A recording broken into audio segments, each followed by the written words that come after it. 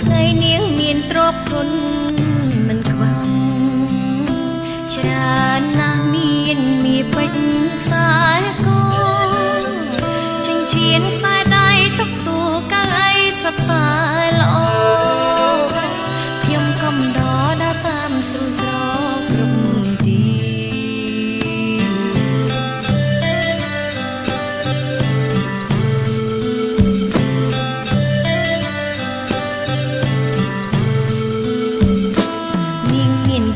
ជាកូនសេដ្ឋីអ្នកស្រុកស្ដំ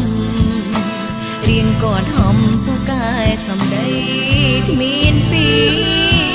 ចង់ស្គាល់វេលាតាប់នាងយល់ព្រមប្រគល់ជីវិតបងទីដែលជាសង្សារអ្នកក្រក្រេនាងសានឈឺផ្សាចោលស្នេហ៍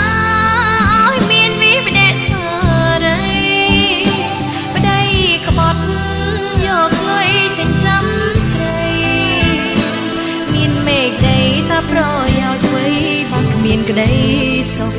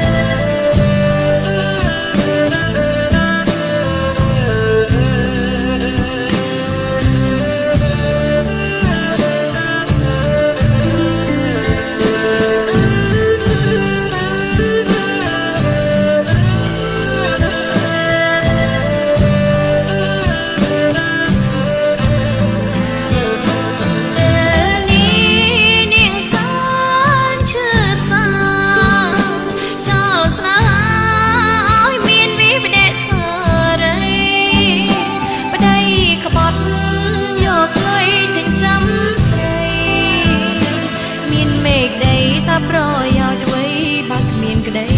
សុខ